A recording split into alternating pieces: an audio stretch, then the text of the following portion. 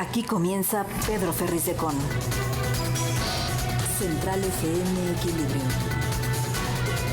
Marcando el cambio que México necesita.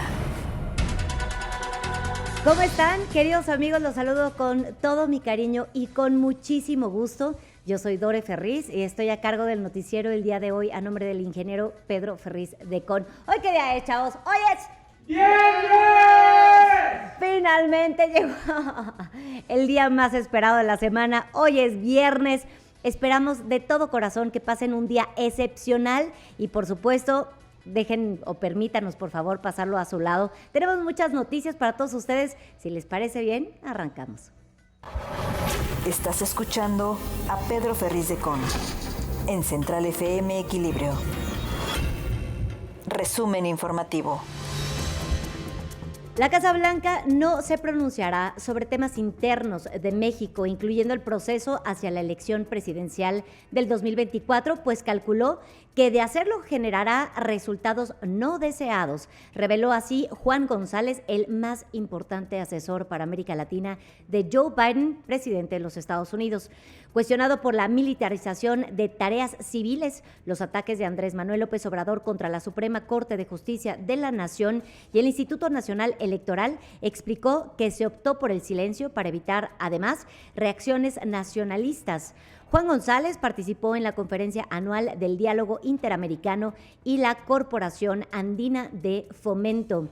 Para algunos consejeros, este día 2 de junio vence el plazo para que la Suprema Corte de Justicia de la Nación resuelva la constitucionalidad del Plan B electoral, por lo que, de no pronunciarse, los comicios del 2024 se realizarán con las reglas previas a esta reforma. Sin embargo, otros aseguran que la restricción de 90 días previos al arranque de la jornada para modificar las reglas de una elección solo aplica al Congreso, así que no existe plazo para que los ministros resuelvan.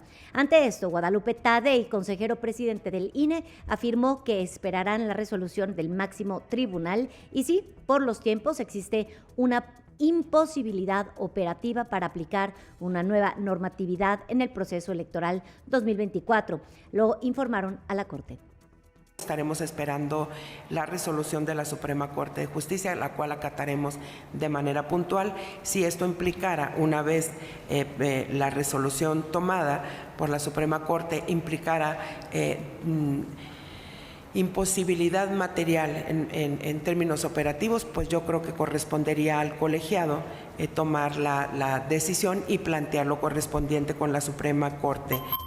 La dirigencia nacional de Morena exhortó a gobernadores, militantes y simpatizantes a abstenerse de realizar actos a favor de los aspirantes a la candidatura presidencial y estos a asistir. Esto en acatamiento a una orden del INE que emitió una medida cautelar para frenar el proselitismo y dispendio a favor de los contendientes en todo el país. Movimiento Ciudadano en el Senado respaldó las acciones de inconstitucionalidad que presentará el bloque opositor ante la Suprema Corte de Justicia de la Nación contra las leyes aprobadas, el llamado Viernes Negro, a manos de Morena. Una fuente en la bancada explicó que elaboró 4 de las 7 leyes que en una primera parte serán presentadas este viernes. Las leyes que serán impugnadas tienen que ver con la concesión a militares del Tren Maya, el fentanilo, la aerolínea del bienestar, el remate de bienes nacionales, el dinero recabado del turismo a las arcas militares, la militarización del espacio aéreo y cambios a órganos internos de control. Qué bárbaro, cuántas cosas han hecho. El viernes 28 de abril, en la antigua sede del Senado, Morena empujó con sus aliados una cascada de leyes con un manifiesto desaseoso en los procedimientos legislativos que impulsó a la oposición a controvertir el paquete. Hubo falta de quórum y votaciones fuera de la norma y acreditaron las bancadas opositoras. En 5 años incrementaron 600% los amparos contra el IMSS ISSSTE y la Secretaría de Salud por desabasto de medicinas en instituciones de salud pública. Esto según el informe Radiografía del desabasto de medicamentos. Las quejas ante la Comisión Nacional de los Derechos Humanos aumentaron en 156%. Los reportes de robo y falsificación de medicamentos se elevaron también en 738% del 2018 al 2022. El informe, elaborado por Cero Desabasto, indicó que mientras en el 2017 fueron interpuestos por ciudadanos 229 juicios de amparo por la carencia de medicamentos, para el 2022 se incrementaron a 1,602. Frida Romay, vocero de la organización, destacó que esto refleja solo la punta del iceberg, porque no todos pueden promover un amparo, es decir, la justicia está limitada a unos cuantos. Andrés Castañeda, también vocero del colectivo Cero Desabasto, puntualizó que en el año 2022 no se surtieron efectivamente 15.251.891 recetas en total en las diferentes instituciones públicas de salud. Advirtió que en algunas entidades no hubo ninguna recuperación y en algunos casos la situación es trágica. Explicó que, por ejemplo, en el 2022 el porcentaje de surtimiento en Chihuahua fue de 30% y en Aguascalientes de 33%. Destacó también que en el 2020 la consulta de primer nivel de atención en la Secretaría de Salud cayó en más de 50% y para el 2022 mostró una muy leve recuperación, lo que reflejó la incapacidad de atención. En el 2018, la Secretaría de Salud otorgó más de 97 millones de consultas, mientras que en el 2020 el número cayó a 45 millones. Para el 2021 se registró una leve alza y la cifra llegó a 46 millones. Y luego en el 2022 pasó a 50 millones. Una evaluación sobre trasplantes evidenció la misma situación, de acuerdo con el informe en 2018. En los servicios estatales de salud se realizaron 814 trasplantes, mientras que en el 2020 y 2021 se efectuaron solamente 199 y luego 224, es decir, 199 en el 2020 y 244 en el 2021, y para el 2022 se hicieron 404. La falta de aprobación por parte de la Comisión Federal para la Producción contra Riesgos Sanitarios, COFEPRIS, del proceso de llenado, envasado y etiquetado de la nueva planta de producción de vacunas tetravalentes contra la influenza de Sanofi detuvo que la fórmula se logre producir al 100% este año en México, como había previsto la farmacéutica. Por su gestión en la adquisición de vacunas y otros insumos para México durante la pandemia COVID-19, Marcelo Ebrard, secretario de Relaciones Exteriores, recibirá un reconocimiento de la Fundación Estadounidense Patient Safety Movement. El canciller estará en Newport Beach, California, donde se celebrará la 10ª Cumbre Mundial Anual sobre Seguridad del Paciente, Ciencia y Tecnología que organiza Patient Safety, que le otorga este premio. La Fundación Patient Safety Movement se dedica a procurar que se salven vidas como una política pública e identificó a Marcelo Ebrard como uno de los promotores y gestores para salvar vidas. Así lo aseguró Javier Dávila, director de Política de Cooperación Internacional para el Desarrollo de la Agencia Mexicana de Cooperación Internacional para el Desarrollo, AMEXID, de la Cancillería Mexicana. Yo les pregunto, es una pregunta honesta. ¿Se merece este premio? ¿Se lo merece? A través de una carta dirigida a la representación comercial de los Estados Unidos, más de 60 congresistas llamaron a iniciar acciones contra México por no hacer cambios significativos en sus políticas sobre la importación de maíz transgénico. Esto luego de finalizar el periodo de consultas técnicas.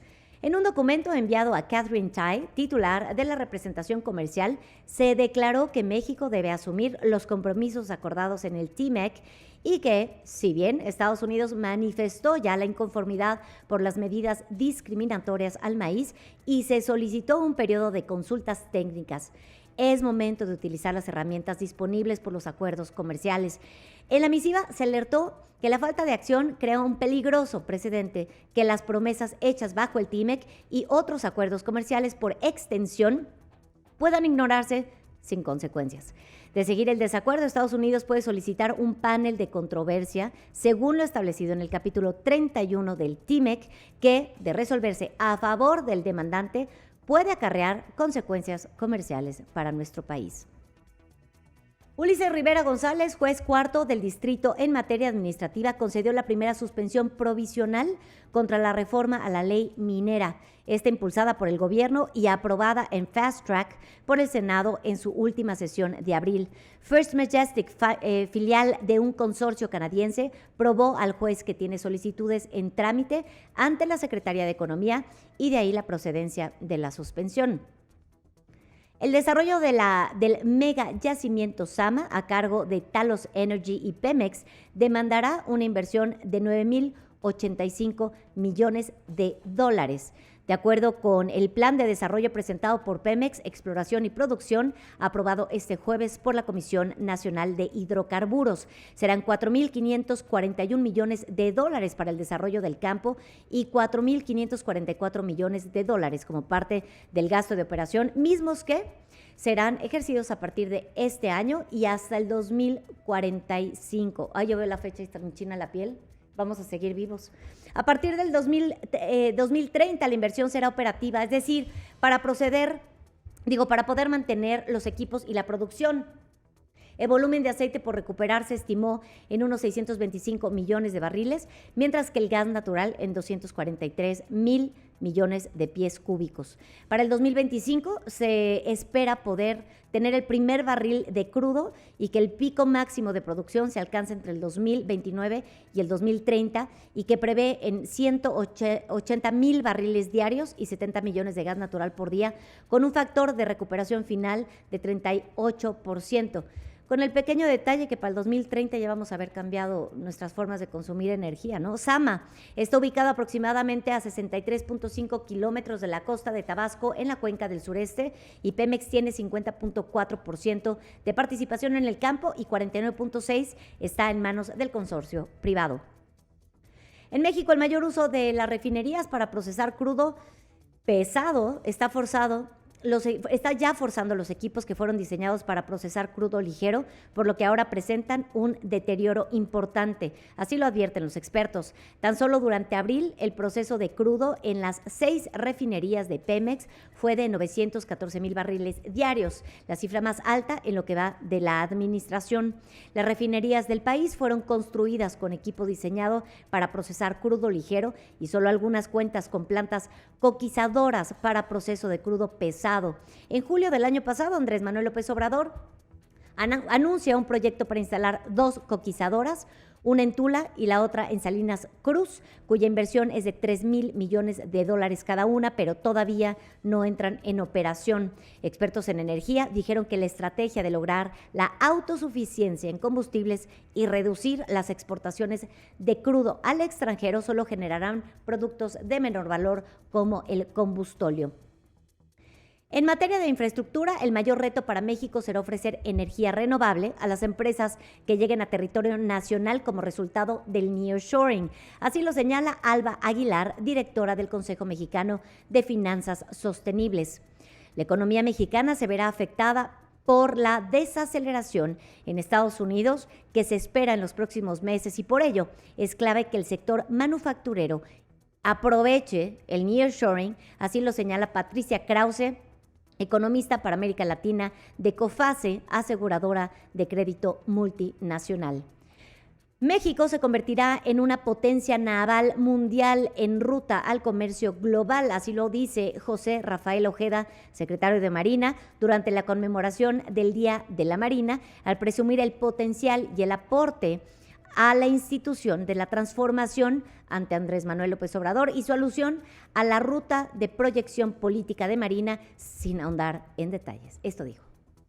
Juntos trabajamos para convertir a México en un país más justo, igualitario, equitativo, solidario y sustentable.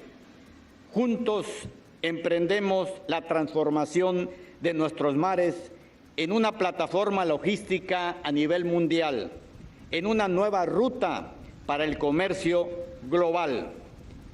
Esto es todo México, es México y en un futuro próximo seremos una potencia mundial en el ámbito marítimo. Hoy más que nunca ratificamos que en el mar nuestra patria tiene una ruta de proyección política, económica y social. Bueno, lo primero que también habría que hacer es pensar en respetar los usos horarios, porque en materia de comercialización internacional se ocupan. Las revisiones de la Secretaría de Marina Semar en el Aeropuerto Internacional de la Ciudad de México para luchar contra el tráfico de sustancias ilícitas deben ser expeditas y afectar lo menos posible al pasajero, así lo afirmaron especialistas. Estás escuchando a Pedro Ferriz de Con, marcando el cambio que México necesita. Estamos de regreso, gracias por seguir en sintonía con nosotros a través de todas las plataformas digitales que tenemos a su disposición. Yo soy Dore Ferriz y continúo aquí, encargada del noticiero, en nombre del ingeniero Pedro Ferriz de Con. Tenemos más noticias. Andrés Manuel López Obrador dio a conocer los detalles del acuerdo alcanzado con Grupo México sobre Ferrosur y explicó que la empresa aceptó regresar voluntariamente el tramo concesionado que va de Medias Aguas a Coatzacoalcos en Veracruz, a cambio de la Administración Federal que ampliará por 8 años otra concesión de Ferrosur en el tramo de Medias Aguas Veracruz, lo que permitirá a esa compañía operar hasta el 2044. Y ya se llegó a un arreglo, se hizo un avalúo, van a regresar la concesión y en el tramo de el Istmo hacia Veracruz se amplía la concesión a 8 años. No se paga, sino se les amplía 8 años su concesión por ceder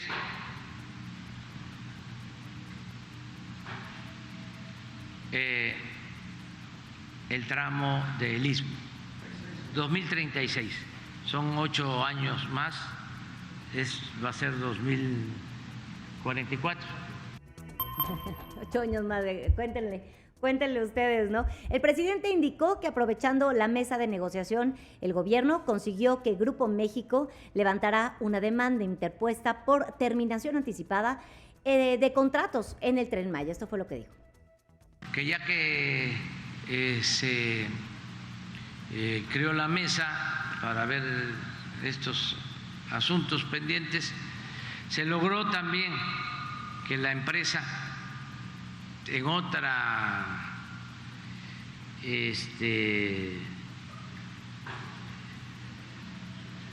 subsidiaria, sí, levantara una demanda que habían interpuesto contra el Tren Maya. Sí, entonces fue un arreglo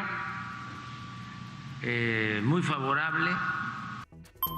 Más adelante, Grupo México informó que las autoridades le extenderán una concesión a su subsidiaria Ferrosur en el tramo del Istmo hacia Veracruz hasta el año 2056. Detalló que en el acuerdo se dispuso la entrega de los tramos ferroviarios comprendidos entre el Chapo-Coatzacoalcos, Coatzacoalcos Medias Aguas y Bueras-Minitlán, que en su conjunto representan 127 kilómetros de vía principal. Explicó que Ferrosur solo deberá cubrir la tarifa correspondiente a su derecho de paso, y cabe destacar que Ferrosur conservará íntegros sus derechos de paso en los tramos mencionados y en el tramo de Medias Aguas a Salinas Cruz.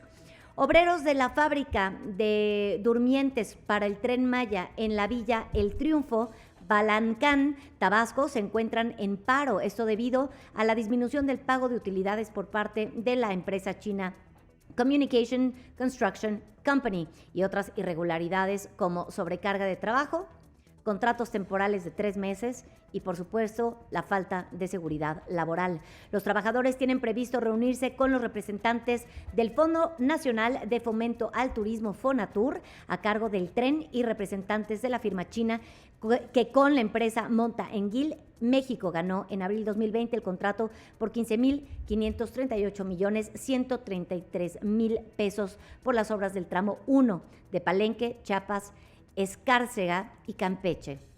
El robo de mercancías por ferrocarril aumentó 28.6% anual de enero a marzo del 2023, al registrar 580 reportes, según datos de la Agencia Reguladora del Transporte Ferroviario. Los granos, semillas y sus derivados, materiales de construcción y otros productos industriales fueron preferidos de la delincuencia organizada, sobre todo en el tercer mes del año, esto según su reporte Pulso del Sistema Ferroviario Mexicano. Ante un paro de labores programado originalmente para este viernes 2 de junio y postergado para el día 5 de junio por parte de un grupo de trabajadores inconformes con las condiciones laborales de Volaris, diversos clientes podrían verse afectados. En un comunicado, los trabajadores confirmaron que decidieron aplazar para el próximo lunes a las 4 horas el paro de labores que se realizará en los aeropuertos de la Ciudad de México, Monterrey, Guadalajara, Cancún y Tijuana, hasta que esta situación se resuelva. Si tienes algún viaje planeado para esos días, simplemente revisa las fechas y tómate tus precauciones. Las remesas ascendieron a $5,003 millones en abril, cifra que significa el 6.28% mayor respecto al obtenido en el mismo mes del año 2022, pero significó su menor avance a tasa anual en 5 meses. Esto según cifras del Banco de México. Adicionalmente, en diciembre, enero, febrero y marzo, la tasa anual de expansión fue de 11.89% promedio, por lo que lo reportado en abril deja ver una moderación en su ritmo de crecimiento. Lo experimentado por las remesas fue resultado de una desaceleración en el número de operaciones, el cual pasó de una tasa anual de 10.29% en marzo a 8.80% en abril, y esto se dio a la par de una disminución en el valor promedio de las remesas de 2.30% anual en el cuarto mes del 2023, luego de crecer en diciembre, enero, febrero y marzo. En el acumulado, en el lapso enero a abril, la captación de remesas subió 10.12% anual a $18,974 millones, un valor nunca antes visto en un periodo similar. El ahorro financiero de los hogares en México tuvo una recomposición en los últimos meses debido al alza de tasas de interés, esto de acuerdo con Banco de México. En su informe trimestral de enero a marzo de 2023, el Banco Central observó que mientras ha ocurrido una desaceleración significativa en la demanda de activos altamente líquidos, se ha buscado, por el contrario, adquirir en mayor medida instrumentos monetarios a plazo. Este comportamiento responde en parte al ciclo de alzas en la tasa de política monetaria, ya que está incentivando a los hogares a reducir su tenencia de instrumentos con bajo o nulo rendimiento. Así lo explicó. La tasa de referencia de Banxico pasó de 6% en el mes de abril del 2020 a 11.25% hasta mayo del 2023. La Bolsa Mexicana de Valores suspendió la cotización de la emisora TV Azteca del empresario Ricardo Salinas Pliego por no entregar la información financiera del primer trimestre del año. Los homicidios dolosos repuntaron durante mayo y registró el nivel más alto del último semestre, es decir, sigue incrementando, sigue en aumento, y de acuerdo con el informe diario de asesinatos elaborado por el gobierno federal, el mes pasado se registraron 2,350 casos. Esta cifra es la mensual, es la más elevada desde octubre del 2022, cuando hubo 2,481 víctimas. El informe también indicó, durante mayo el promedio diario de víctimas de asesinato fue de 75.8%, que es también el más alto desde octubre pasado. Tan solo el 31 de mayo, el gobierno federal tomó conocimiento de 90 víctimas en todo el país, de las cuales 15 se registraron en Guanajuato, 9 en Michoacán y 7 en el Estado de México. El último día de mayo fue el segundo con más personas asesinadas durante el mes y únicamente fue superado por el día 28, que tuvo 93 personas asesinadas. El reporte diario de víctimas de homicidio es elaborado por la Secretaría de Seguridad y Protección Ciudadana con base en datos recabados por un grupo interinstitucional.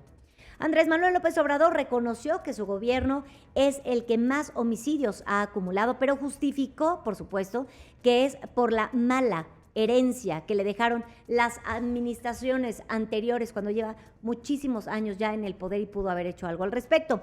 Durante la mañanera, el Ejecutivo pidió presentar la gráfica comparativa de homicidios 1990-2023 para argumentar que los altos números de homicidio vienen desde el pasado. Sin embargo, dicha gráfica reveló que el récord fue justamente en el 2020, ya gobernando López Obrador, por supuesto, con 36,773 homicidios. El segundo lugar fue el 2018, último año del gobierno de Enrique Peña Nieto, cuando entra López Obrador, con 36,685. Y en los 5 meses que van del 2023 suman ya 9,912 homicidios. Una mala herencia en seguridad, pero así nos dejaron salud, y así nos dejaron educación, y así nos dejaron todo. El país estaba en bancarrota, el país estaba inmerso en una decadencia, ni siquiera era una crisis, era una decadencia. Y por eso, frente a una decadencia, lo único que debía hacerse era llevar a cabo un proceso de transformación, arrancar de raíz la corrupción, y eso no les ha gustado a los que antes se sentían los dueños de México y son los responsables de la tragedia nacional.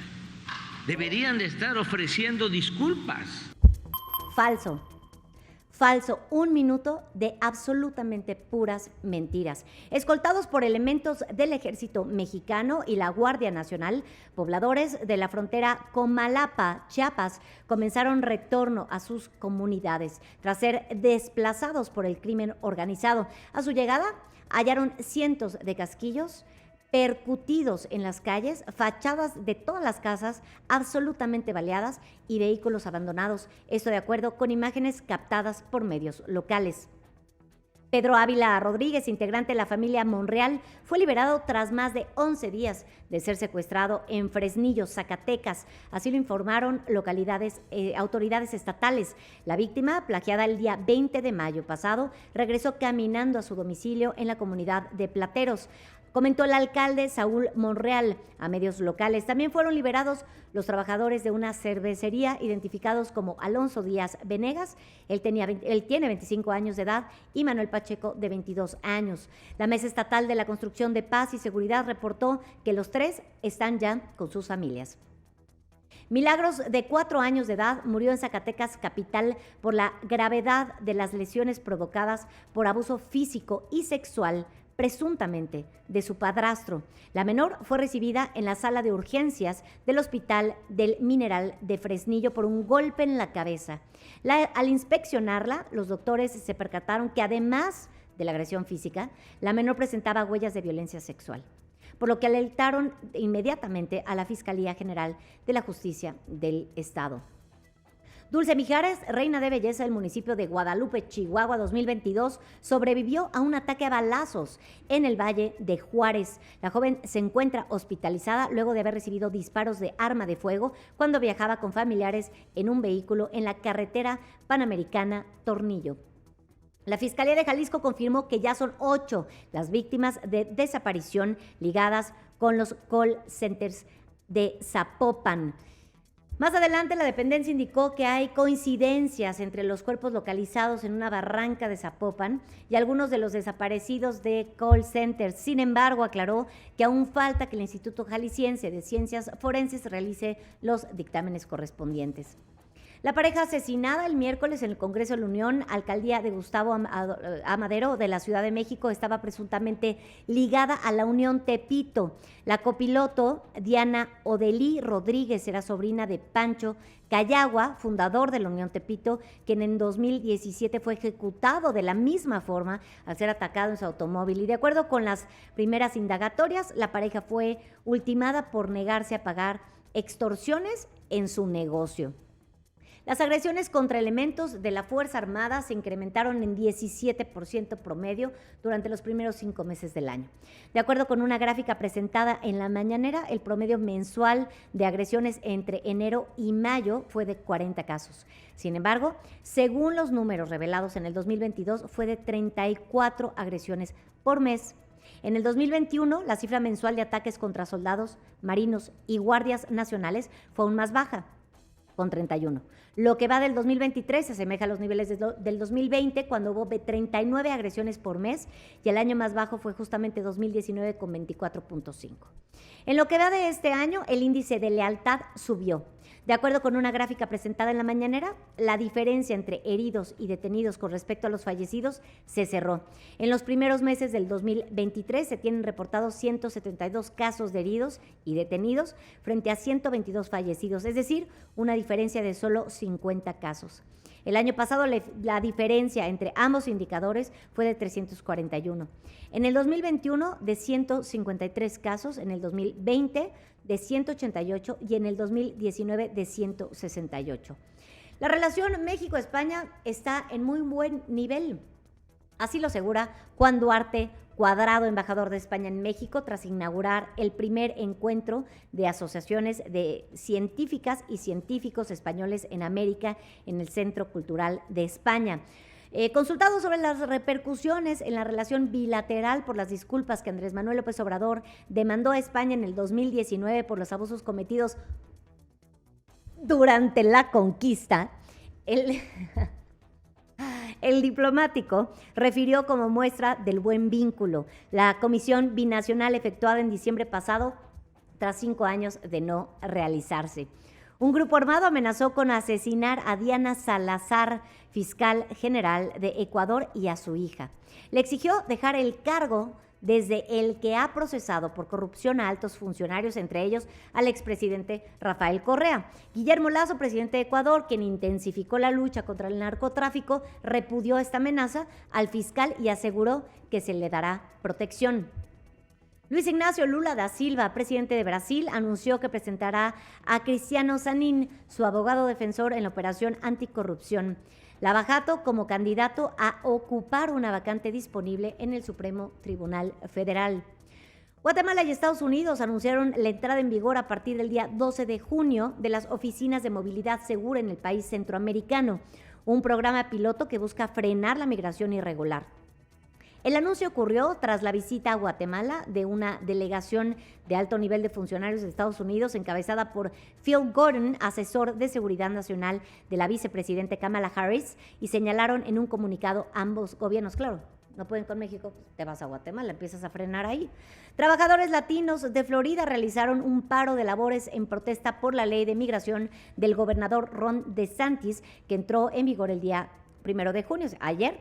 Grupos de migrantes hicieron un llamado a organizarse en el denominado Días Sin Migrantes, que, de acuerdo con el medio latino Rebels, fue replicado en varias ciudades de los Estados Unidos, como Los Ángeles, Chicago, Denver y Houston. Además de no presentarse a trabajar, se instó a los migrantes a no consumir productos o gastar en servicios para mostrar el impacto de estos grupos en la economía del Estado.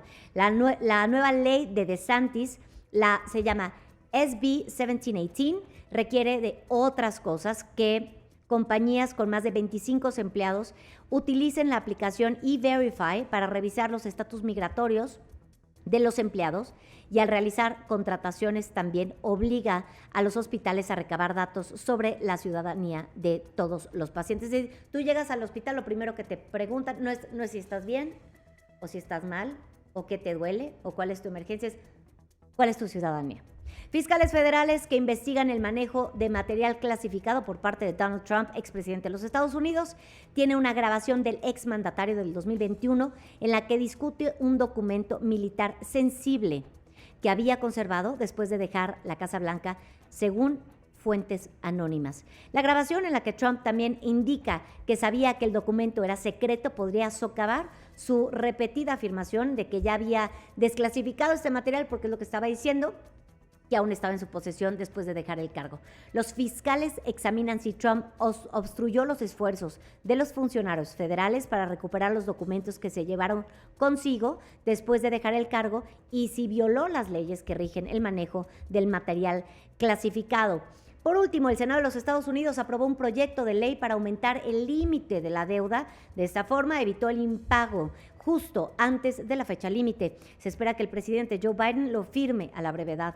El paquete de compromiso negociado entre Biden y Kevin McCarthy, presidente de la Cámara de Representantes, no dejó completamente satisfechos ni a los republicanos ni a los demócratas. Sin embargo, después de semanas de arduas negociaciones presupuestarias, se evitó que el techo de la deuda trastornara la economía de la Unión Americana y del mundo hasta el 2025, después de las próximas elecciones presidenciales. Pedro Ferriz de Con y su editorial. En Central FM Equilibrio. Estamos de regreso, gracias por seguir en sintonía con nosotros a través de todas las plataformas digitales que tenemos a su disposición. Yo soy Dore Ferriz, estoy a cargo del noticiero a nombre del ingeniero Pedro Ferriz de Con, y a mí ya estamos a veces un poco cansados de tantas mentiras, de tanta falsedad en lo que va de este sexenio, y lo que estamos viendo es a un México totalmente estancado. Es un México que está atorado, que lo que busca es abrir la puerta, abrir el flujo, encontrar nuevas dinámicas para salir adelante, encontrar más oportunidades.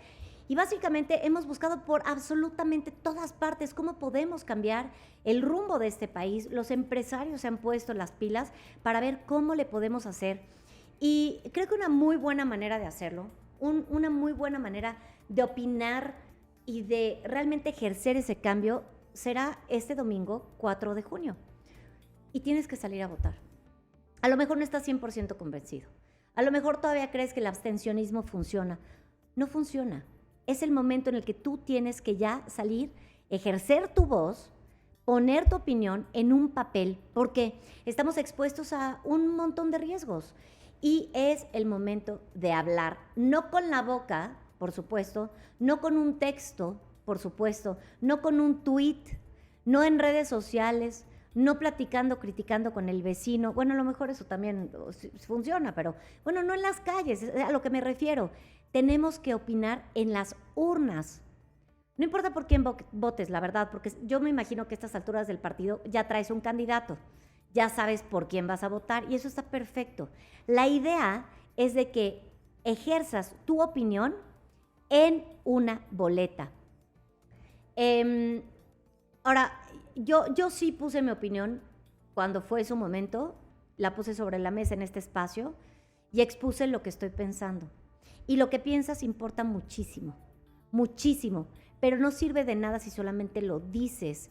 Tienes que ir con tu credencial para votar y hacer valer tu voz frente al INE.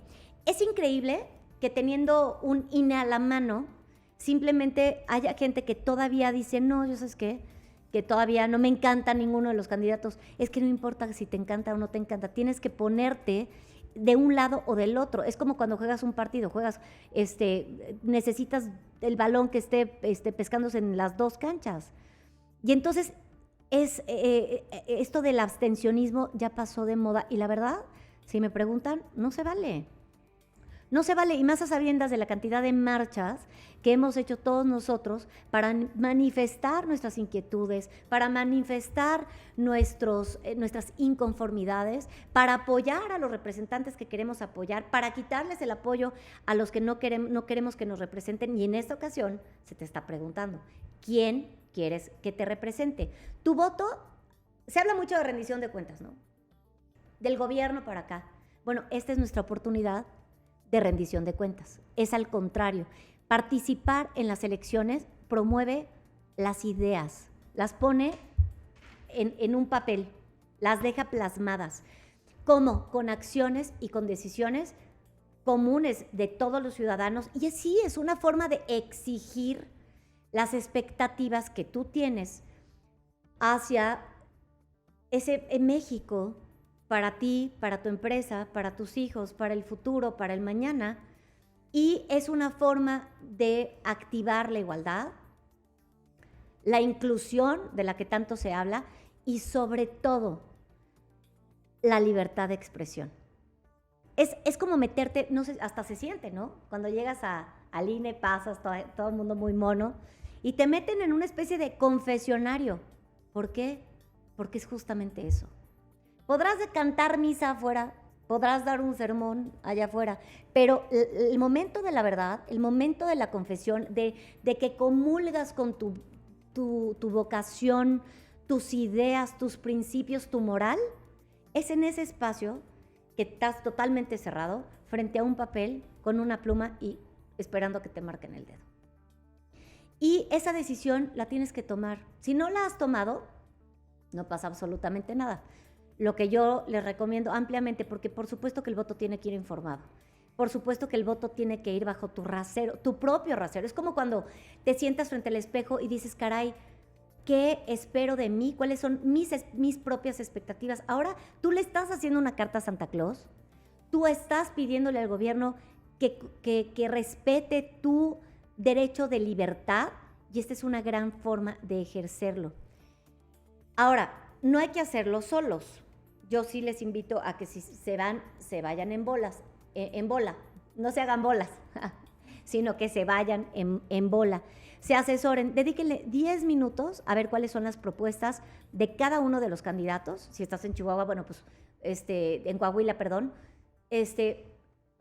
Asesórate, métete a Google. O sea, San Google, métete a Google, investiga cuáles son las propuestas de un candidato, cuáles son las propuestas del otro candidato. En el Estado de México, busca cuáles son las propuestas de las candidatas, revisa qué es lo que más te conviene y toma esta decisión.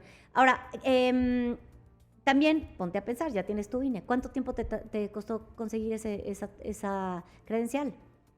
No manches, tienes que llenar un montón de papeles, sacar la cita, ir hasta quién sabe dónde demonios. Hay personas que tienen que caminar kilómetros para poder tener su credencial de elector. Este documento es importantísimo y es el momento de usarlo. Todo el tiempo que te tomaste para sacar adelante esta credencial y lo tienes que hacer con firmeza. O sea, tienes que ir a votar con mucha firmeza, con mucha determinación y ¿sabes qué? Sobre todo con mucha valentía. Hazlo con valentía. Porque una forma sencilla es, no voto, no opino. Opinar es lo más difícil. Decir la verdad es lo más difícil. Poner sobre la mesa tu criterio es lo más difícil. Hazlo con valentía. Y es importante que de verdad busques las propuestas y sepas lo que estás pidiendo. Fíjense, en el Estado de México, y por eso les digo, porque me preocupa, en el Estado de México habitan 17.24 millones de personas. 3 millones y fracción en Coahuila. Y la expectativa de voto en general es baja. Entonces, esto sucede porque, por supuesto que afecta el nivel de ingreso, ¿no? Hay muchas ocasiones en que se inhibe esta posibilidad por temas de traslado, por 10 pesos. Entonces, júntense, vayamos todos en bola y no dejen que sus palabras se las lleve el viento, pónganlas en la urna, háganlo sin miedo. Ahora, por último, porque sí lo quiero mencionar, no importa quién gane, sobre todo voy a hablar del Estado de México, no importa quién gane. Se cree que dependiendo de cómo funcione el movimiento electoral en el Estado de México, se determina cómo funcionará o cómo funcionarán las elecciones presidenciales del 2024. Esta información es totalmente falsa, no es cierto. Fíjense, en el sexenio de... Ahí les va. Permítanme tantito. Ok, en el sexenio pasado estuvo, más bien en este sexenio está Alfredo del Mazo, ¿no? Entonces tienes Morena, pero Alfredo del Mazo es PRI. En el sexenio pasado con Enrique Peña estuvo Erubiel Ávila, PRI. En el sexenio de Felipe Calderón estuvo Enrique Peña, PRI. En el de Vicente Fox Arturo Montiel, PRI. En el de Ernesto Zedillo, Emilio Choifet, PRI. En el de Salinas de Gortari, Mario Ramón Beteta, PRI. Entonces hemos visto PRI con Morena, PRI con PAN, PRI con PRI, y básicamente y en resumen, en el Estado de México no ha gobernado nadie más que el PRI. Y por esta razón tenemos que dejar de pensar que los resultados que se arrojen en el Estado de México determinan las elecciones presidenciales. Lo único que sí podríamos pensar, o lo único que sí podríamos calcular, es la empatía que se tiene hacia la 4T o hacia la oposición. Pero esos resultados los estaremos analizando pues el domingo y el lunes, que vamos a entrar con todo y tehuacanazo. La entrevista con Pedro Ferriz de Con. Central FM. Equilibrio. Estamos de vuelta, gracias por seguir en sintonía con nosotros a través de todas las plataformas digitales que tenemos a su disposición. Yo soy Dore Ferriz, estoy a cargo del noticiero a nombre del ingeniero Pedro Ferriz de Con. Y fíjense, en 5 años, se los decíamos en la nota, en el teaser hace ratito, en 5 años incrementaron 600% los amparos contra IMSS, ISSSTE y la Secretaría de Salud por desabasto de medicinas. Está con nosotros el doctor Héctor Ramírez Barba, él es secretario de la Comisión de Salud en la Cámara de Diputados. Héctor, qué gusto saludarte de nuevo, ¿cómo estás? Muy buenos días. Igualmente un placer saludarte a ti y al auditorio. Pues mira, el reporte de ayer nada más confirma lo que hemos estado diciendo los últimos 5 años, un desastre en el sistema de salud, teniendo el dinero para comprar los medicamentos y sin duda que la gente es la que ha estado sufriendo. Este reporte de cero desabasto además marca solamente la punta del iceberg, porque la gente que es capaz de ir a hacer un amparo, como lo hicimos, por ejemplo, para vacunar a los médicos, tuvimos que ampararnos.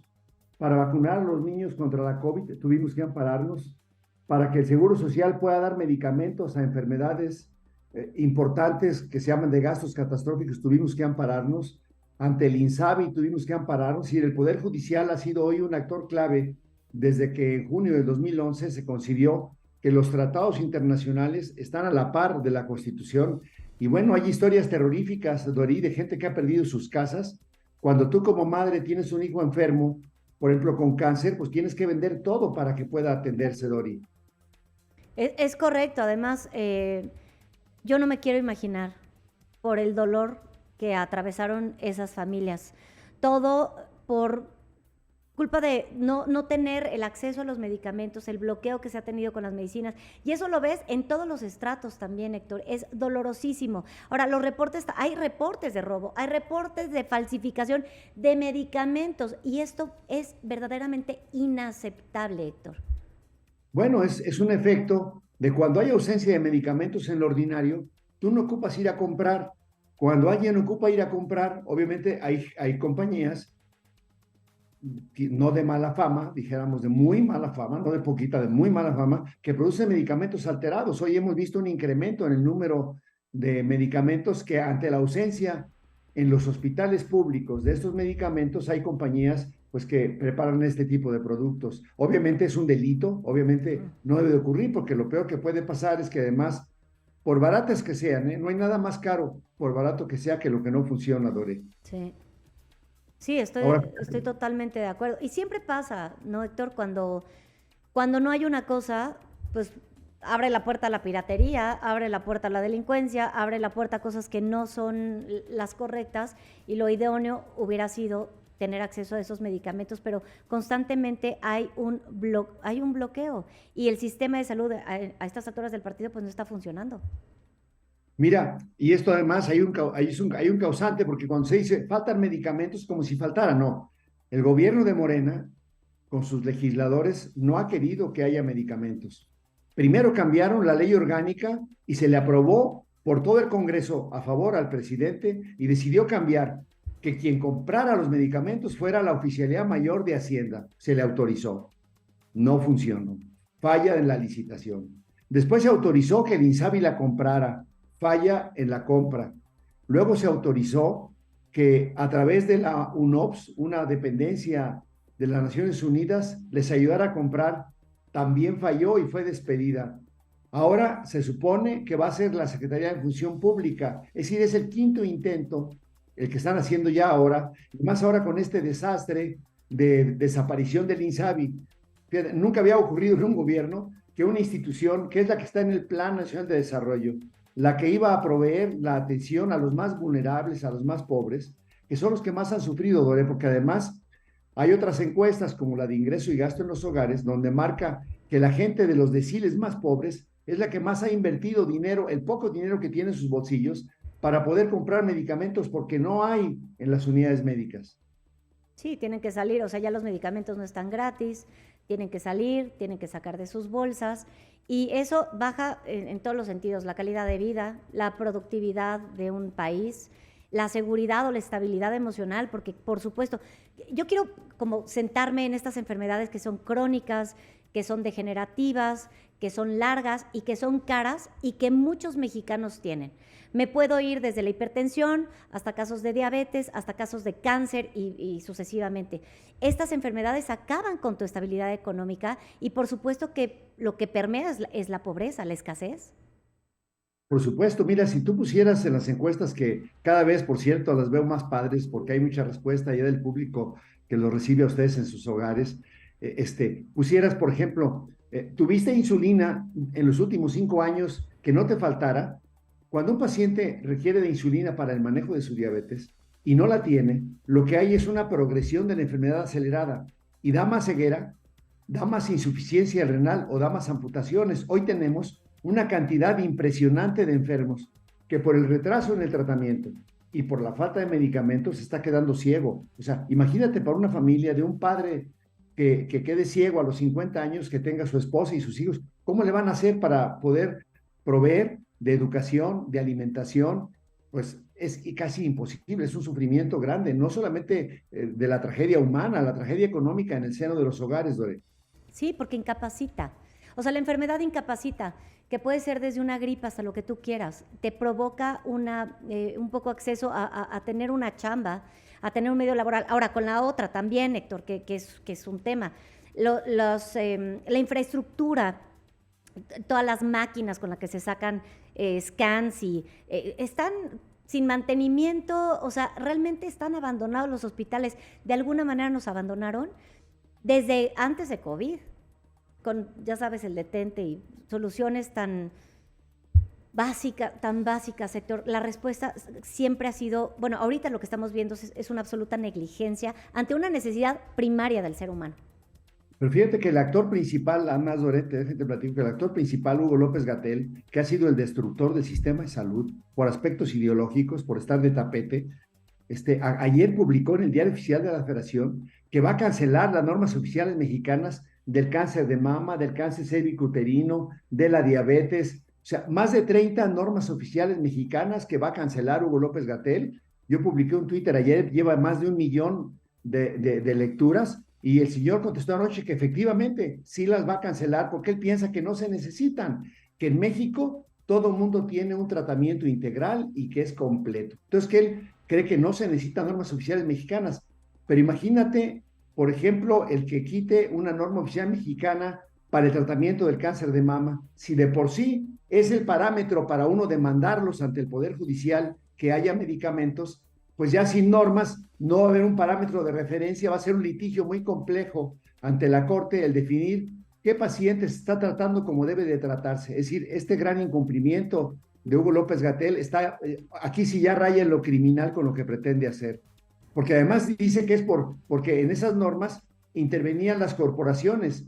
Desconoce que la ley de calidad y las normas oficiales mexicanas son hechas por las academias de medicina, por los investigadores, por las autoridades de salud que tienen la injerencia sanitaria. Pero imagínate, Dore, esto realmente es una tragedia. El tema de los medicamentos se va a convertir en doble tragedia cuando las obligaciones de ley, a través de una norma oficial mexicana que se cita en la Ley General de Salud en más de 100 ocasiones, están siendo ahorita abolidas por una subsecretaría de salud pública que tiene todo el poder para decir yo también destruyo esto.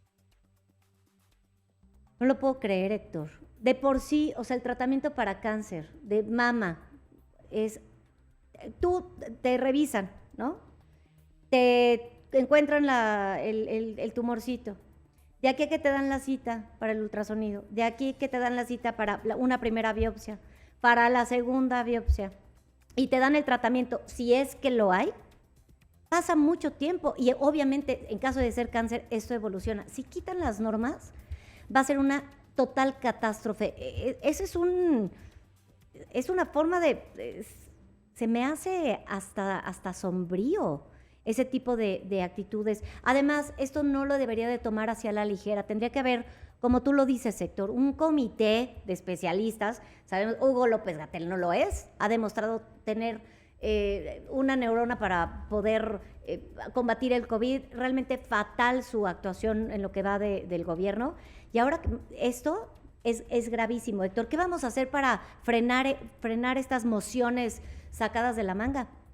Pues mira, yo espero que todo el mundo reclame este hecho, espero que las academias nacional de medicina, de cirugía, de pediatría, los colegios médicos, pues realmente reclamen el tema, porque imagínate aún normas, por ejemplo, para prescribir en temas de anestesiología, el que desaparezca, de por sí ya está quitando los opiáceos como medicamentos clave para pacientes que son sometidos a cirugía o pacientes con cáncer crónico que tienen mucho dolor. Ya has oído hablar el que quieren retirar el fentanilo y algunos otros opiáceos, pues están dejando a México verdaderamente una desventaja. Y esta desventaja se traduce en la muerte y en el sufrimiento de cientos de miles de familias. Y tú tienes la oportunidad hoy, por tu capacidad, de estar conduciendo un programa, pero el 90% de las mujeres se quedan en su casa a cuidar a sus enfermos que están con ceguera, que están con insuficiencia renal, que están con cáncer, porque el gobierno federal no está haciendo las cosas bien. Realmente hay una inequidad de género además, porque este trabajo no remunerado en las casas lo dan las mujeres, Dore. Sí, sí lo dan las mujeres. Y me quedo pensando, Héctor, o sea, estamos frente a un narcogobierno que lo que va a hacer es quitar las normas, quitar todo lo que sí funciona, que lleva años de investigación científica, que se ha comprobado que puede revertir cualquier tipo de enfermedad, o por lo menos frenarla o sacarla de tu cuerpo, o no promover su progresión, y van a legalizar la marihuana. Es de verdad Héctor, hasta me frustra un poquito todo esto que me estás diciendo. Mira, si me permites un segundo, Sí. te diría rápido. Están cancelando la norma de vigilancia epidemiológica, la que no funcionó para el tema del COVID, para la prevención y el control de diversas enfermedades, el apoyo, el fomento a la lactancia materna, la promoción y educación en materia alimentaria, para la salud escolar, para el tratamiento integral del sobrepeso y la obesidad, para la diabetes mellitus, para la hipertensión arterial sistémica, para las dislipidemias, las infecciones de transmisión sexual, las enfermedades transmitidas por vector como el dengue, que ya tuvimos muertos en México otra vez inaceptablemente por la falta de lo que se necesita para atacar el dengue, para la prevención de las adicciones, para el cáncer de próstata, la osteoporosis, el cáncer cervicuterino, el de mama, para cirugías oftalmológicas y para la prestación, escúchame, de la asistencia social para niñas, niños y adolescentes en situación de riesgo y vulnerabilidad. Todas esas normas, ayer publicó por la tarde, además, ya sabes, en la vespertina, que las va a cancelar. Es realmente una negligencia criminal, al igual que más de 750,000 hogares que hoy están enlutados en México porque él dijo que no se ocupaban cubrebocas, porque era más fácil atender el COVID que atender la influenza, porque dijo que no se ocupaban medicamentos, que se quedaran en sus casas, que no había problema, y el 70% casi falleció en sus casas sin atención médica, y dicen que hay programas de éxito por su reconversión. Pues si por éxito es tener una de las tasas más altas en México, por cada 100,000 habitantes, debido a la negligencia criminal con la que no manejaron debidamente el manejo de la COVID, y esto que está ocurriendo el día de ayer es algo muy grave. Estamos a tiempo todavía de que si alzamos la voz todos, y ustedes son parte clave, Dore, yo te invito mucho a que puedas revisar estos comentarios, y hay que luchar mucho más. Podemos parar todavía esto, porque falta una etapa, ¿ves? La de autorización. Aunque ella lo autorizó como subsecretario, ya lo publicó con la intención. Mira, de más de 1,673 temas, solamente van a atender 147, y de esos 147, 65 son cancelaciones, la mayoría de salud. Es increíble, es un genocidio. Y como tú le pusiste el adjetivo perfecto, es criminal lo que están haciendo, Héctor, y yo, por supuesto que estoy comprometida a pasar aquí la información y de verdad invitar a todo el sistema médico no tengan miedo, porque también hay una parte de extorsión que me imagino que se vive dentro de las instituciones. No tengan miedo a realmente denunciar, a frenar, a ampararse, a todo lo que sea necesario para que México pueda tener un sistema de salud que funcione, que nos salve la vida, que nos dé seguridad hasta cierto punto. Y por supuesto también, Héctor, nuestro derecho, porque tenemos derecho a la salud. Por supuesto, mira, los directores están dando órdenes a los médicos de que si no hay un medicamento en existencia, no lo receten. Sí, O sea, obligatoriamente, y si no los van a correr. Realmente hay una dictadura sanitaria nunca vista. Yo llevo 45 años de médico, he sido médico de base, director de hospital, secretario de salud en un estado, en 2 ocasiones, he sido titular de la unidad de evaluación del ISSSTE y es mi 4ª vez como legislador. En toda mi vida como médico, y soy investigador nacional, nunca había visto este desastre, Dore. Nunca había visto este desastre por una sola persona que con un criterio ideológico y no con evidencias científicas está tomando decisiones y afectando la vida de 130 millones de mexicanos. Increíble, es increíble. Héctor, gracias por tu tiempo. Yo de verdad estoy comprometida. Ahorita le voy a pedir al equipo que nos pongamos de acuerdo para alzar la voz y para hacer equipo, porque esto tiene que ser en mancuerna como sociedad y como personas que realmente nos preocupa toda la negligencia que se está viendo frente a esta 4T que está arrasando con absolutamente todo. Gracias, Héctor. Un abrazo a todos los que están detrás de ti en cámara, a los cuales aprecio mucho, a Gloria, que siempre me está insistiendo para que estemos aquí, y contigo para que sigan luchando a favor de este México. Y así será. Esa es nuestra bandera, mi queridísimo Héctor. Gracias por estar aquí. Te abrazo con todo mi cariño. Gracias. Hasta luego. Ahí lo tienen, Héctor Ramírez. Fíjense, perdónenme, déjenme lo termino de presentar bien. Héctor Ramírez, secretario de la Comisión de Salud en la Cámara de Diputados. Se me enchina, se me eriza la piel. Es de dar mucho coraje ver todo lo que ha sucedido en este sexenio. Han atentado contra todo, contra absolutamente todo. Y la salud, cuando pensamos que ya hemos llegado al límite, que ya habíamos tocado fondo, no, sigue más. Estaremos en comunicación con Héctor para poderlos informar constantemente y realmente entre nosotros alzar la voz y poner límites. Estamos hasta el gorro. La entrevista con Pedro Ferriz de Con. Central FM. Equilibrio.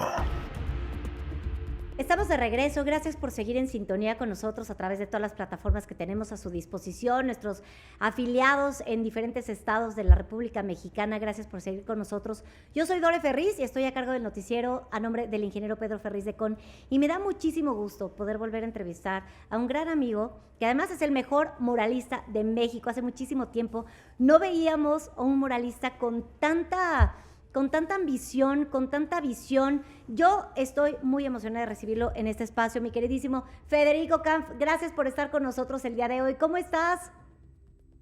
Hola Dore, ¿cómo estás? Me da gusto saludarte igualmente y pues acá trabajando en Dubái. ¿Sigues en Dubái? ¿Cómo va el mural? Bien, pues van en proceso todas las negociaciones. Ahora sí que por ser un proyecto tan grande y con sector gubernamental y demás, tiene todas las complejidades del mundo, pero va muy avanzado y todo muy bien. Ay, eso me encanta. Ya pronto podremos ver ahora sí que tu mano, tu creatividad, todo tu esfuerzo y tu trabajo puesto también en Dubái, o sea, representaciones en todo el mundo, en Roma, básicamente estás en todas partes. Ha sido, me imagino que muy complejo poder realizar este mural en Dubái. Digo, me imagino que las condiciones climáticas no siempre son idóneas, ¿no? Y como platicábamos la vez pasada, el tema del dolor de espalda y tanta cosa. Sí. Pero qué emoción. Platícanos de tu mural, platícanos de qué estás haciendo, todo, Fede. Bueno, mira, ahorita estamos con ciertas negociaciones. Está la cuestión en el campo del gobierno de Emiratos Árabes ahorita. Y bueno, mientras tanto seguimos trabajando en la preproducción del mural con ingenieros y toda la posibilidad.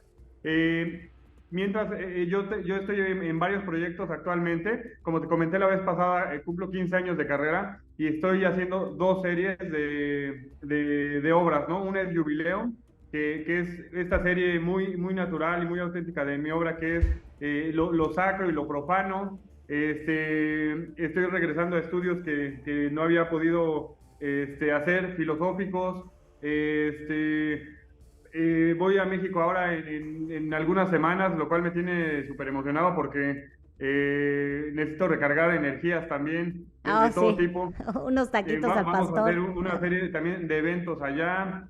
Va a ser la clausura de la Bienal Federico Camp, con el último evento, con el que se cierra la primera. Y pues te platico que este año ya se abre la convocatoria para la segunda Bienal, lo cual me tiene muy contento porque ha sido un esfuerzo titánico de muchas personas, en lo personal mía, y el hecho de que ya suene como segunda es que, y que es cada 2 años por ser una Bienal, es que el esfuerzo se ve gratificado, ¿no? Y pues como dices, qué bueno que lo dices, porque sí, vamos por mucho, ¿no? Tenemos ciertos objetivos con la segunda Bienal, que ya los iremos platicando cuando se abra la convocatoria. Y pues sí, yo tengo la idea mi misión como artista, como filósofo, es ser un tábano, ¿no? Como decía Sócrates, el tábano de la sociedad, ser crítico, generar reflexión para la gente, para una experiencia vital auténtica, ¿no? Y la creación como decía Nietzsche, del superhombre, ¿no? Y el superhombre no es un superhéroe ni con poderes. El superhombre es la persona que se autoobserva, la persona que tiene, que no se deja por la voluntad del rebaño, ¿no? Que no sigue a la voluntad del rebaño. En esta época en la que todo es next, todo es fácil, todo es rápido, todo es desechable, pues mi postura y mi propuesta es la contraria, ¿no? Regresar a las técnicas ancestrales, con el fresco, el encausto, como lo hemos dicho, y generar cosas difíciles, ¿no? Y ambiciosas, ¿no? Porque para eso venimos, somos proyección de Dios, y en ese sentido no podemos hacer otra cosa, ¿no? Se nos va a juzgar por nuestras obras. Sí. Y entonces pues tenemos la responsabilidad y el compromiso de hacerlo lo más grande en ese sentido. No, y con esto mencionar, yo me imagino que muchas de las personas que nos están escuchando ahorita ya conocen tu trabajo. Y en cada mural hay mensajes muy concretos, hay mensajes súper, lo quiero poner así, históricos pero espirituales. Y en todos tus trazos hay una simbología. O sea, tú cuando ves el mural hay secretos que tienes que descubrir. O sea, es como, lo ves, pero lo tienes que ver con el ojo de Dick Tracy para saber exactamente de qué filosofía estás hablando. Porque tu filosofía es amplísima, no nada más, aunque sí representas a México en todos tus murales, tu filosofía es muy elegante. Y obviamente recurres a diferentes, ahorita mencionabas a Sócrates, mencionabas a Nietzsche, o sea, te apoyas en pensadores que se atrevieron a ir más allá de aquello de lo que ya se tenía un concepto, y de hecho nos dieron las bases de la forma en la que pensamos el día de hoy. Y ahora, con respecto a lo de los frescos, que yo sí lo quiero mencionar en este espacio, tú haces tus propias pinturas, tú haces tus propias mezclas, esto lo tenemos que mencionar. Sí, exacto. Como siempre lo he dicho, cuando hemos regresado a las bases, a los orígenes, es cuando se han dado las cumbres en arte y en todo. Insisto, ahorita hay una tendencia de todo tipo de arte, todo se respeta, ¿no? Hay pop art, arte conceptual y demás, pero nosotros optamos por una propuesta pues, más completa, más compleja, ¿no? El arte tiene que conmover. Si el arte no te lleva a la reflexión y no mueve tus sentidos, no es arte, es diseño o es otra cosa. Y está bien, ¿no? Pero no es arte, ¿no? Eso es un poco de lo que se ha perdido en esta época de lo políticamente correcto, en el que pues ya no se puede hacer bromas auténticas, no se puede hacer arte auténtico porque todo es juzgado, ¿no? Esta teoría de la cancelación, que yo voy en contra, ¿no? De eso. Otra vez, el arte y el artista y el filósofo están hechos para juzgar. Bueno, no para juzgar flamígeramente, ¿no? Con el dedo flamígero, como se diría, sino para generar un punto de vista contextual y generar conciencia en la gente, ¿no? Entonces, en ese sentido, debe servir como vehículo para las nuevas generaciones también. Sí, claro, para concretar ideas. O sea, la primera forma de expresión del hombre, antes de las palabras, fue la pintura. Y por eso hay Claro. murales tan antiguos en donde el hombre de la caverna expresaba aquello que veía y lo plasmaba en una pared. Ahora, esta evolución ha sido enorme y en México hemos tenido grandes muralistas como Siqueiros, como Diego Rivera, y ahora tú. Es decir, a mí me encanta porque, aparte estás chavo, Federico, ¿te puedes saber cuántos años tienes? No, ya no tan chavo, ya. ¿Eres chavorruco 42, como yo? voy a cumplir Ay. ahora en julio, pero Oye, me veo más joven, pero es porque me divierto. exacto, exacto. Los dos somos chavorrucos, yo también tengo 42. Oye, A pero ver. está padrísimo porque estás haciendo un legado importantísimo. O sea, tú sí estás consciente de que vas a pasar a la historia como uno de los mejores muralistas del país, junto con Diego Rivera, junto con Siqueiros. O sea, ¿eso lo sabes? Sí, lo sé y lo hago. Es decir, ahora sí que hay que generarlo mentalmente, creerlo y crearlo, y luego comprometerse, porque del deseo a la obra pues, hay una brecha larga. Entonces sí, y no solo por la técnica o la cualidad artística, es decir, yo otra vez analizo la historia del arte y veo cumbres y veo valles es responsabilidad del artista también. Y estoy replicando lo que hizo Miguel Ángel y lo que hizo Diego Rivera y lo que hicieron los maestros que quisieron regresar, ¿no? Miguel Ángel regresó al arte grecolatino. A ver, una escultura, él se basó en el Lacunte, ¿no? Que ya tenía, cuando él estaba haciendo el David, tenía 1500 años de antigüedad. O sea, era una escultura importantísima para toda la historia del arte, y él se basó en eso. Diego Rivera se basó se fue a estudiar a Italia, ¿no? Los frescos y estas técnicas, ¿no? Sí. Y hay murales de hace 2000 años, de hace 5000 años hechos con fresco. Entonces, por alguna razón, estos materiales han perdurado y han resistido el paso del tiempo. Ok, el que algo resiste el paso del tiempo, que es como yo hago mi obra, eso genera cierta perdurabilidad y trascendencia. Entonces, es lo que se busca, ¿no? No es lo mismo, otra vez, un graffiti puede estar muy bien hecho, ¿no? Un street art, pero a los 5 años se va a desaparecer por el clima, ¿no? Entonces, su pretensión y su manufactura y demás está hecha para eso, y está bien. Hay todo tipo de obra de arte, y yo he optado por el arte académico, ¿no? Yo le llamo académico porque es este tipo de arte que regresa a las bases, ¿no? Y que, insisto, lo platicamos la vez pasada, me parece, es polémico, ahora sí que con los ortodoxos y con los heterodoxos, pero de eso se trata, inclusive de generar diálogo, ¿no? Yo he visto documentales, bueno, programas buenísimos en los que José Luis Cuevas, que estaba chavito, se la pasaba fregando a Siqueiros, ¿no? Cuando estaban haciendo el Poliforum Siqueiros, de que el muralismo estaba muerto y que era una porquería y que ya basta del muralismo. Entonces, bueno, son dialécticas históricas que, insisto, es bueno saberlas porque nos sitúa en un lugar y nos permite dimensionar qué estamos haciendo y a dónde queremos llegar, y luego ejecutarlo y hacerlo. Con Claro. todos los problemas del mundo, porque a mí me dicen mucho, ¿no? De lo que publico en las redes, de que siempre estoy bien y siempre me va bien y demás.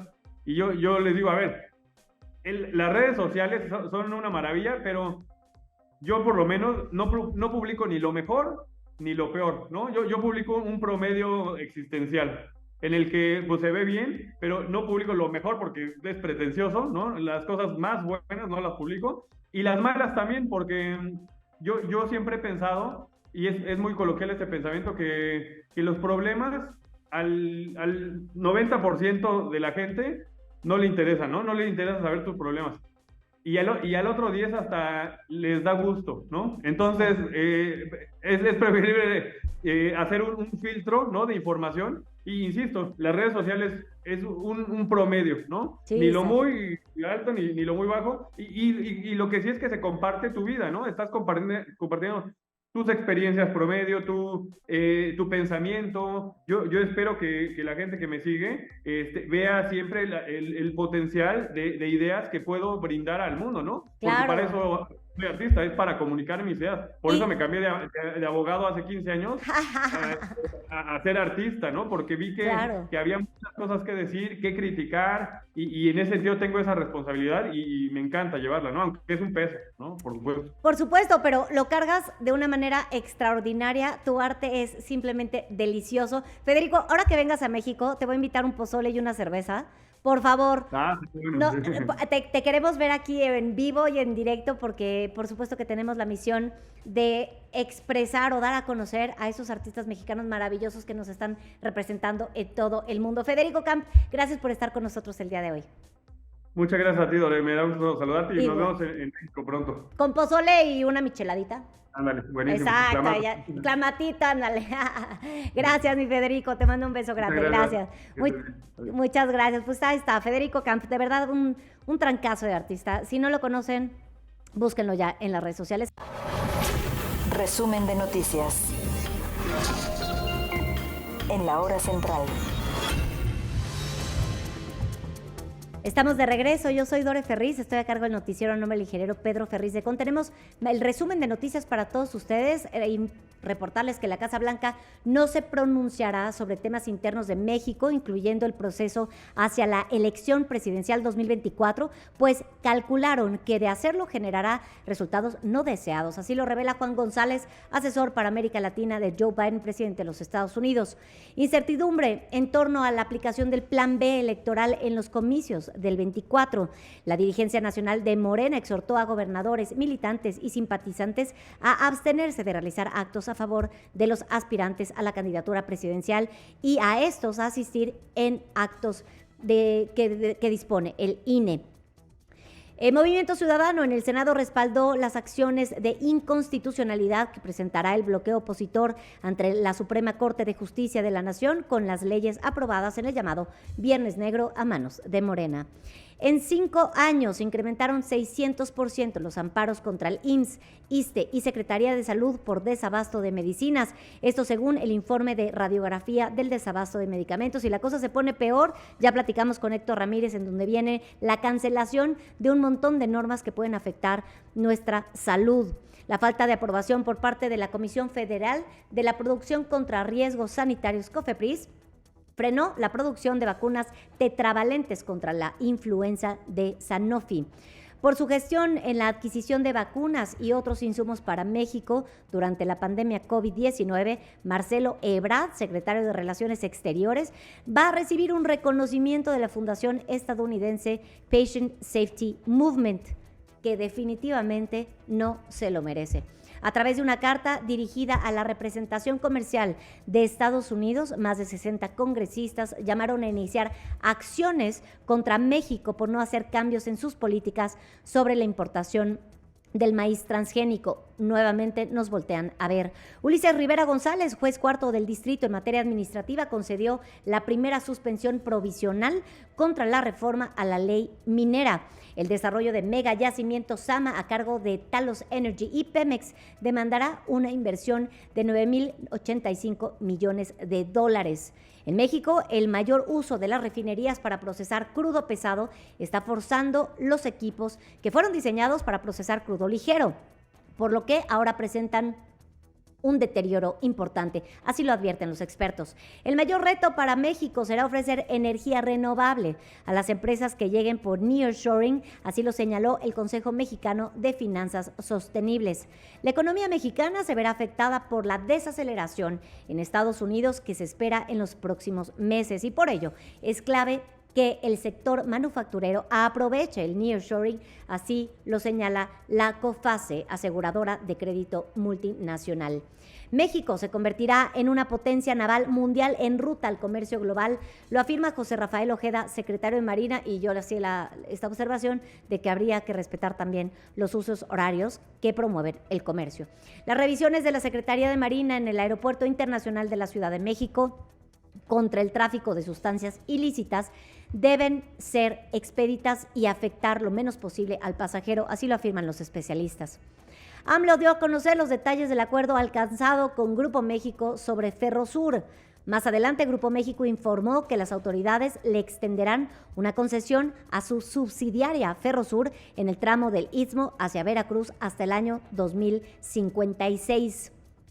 Obreros de la fábrica de durmientes para el Tren Maya en Villa de El Triunfo, Balacán, en Tabasco, está en paro. Esto por la disminución del pago de utilidades y otras irregularidades.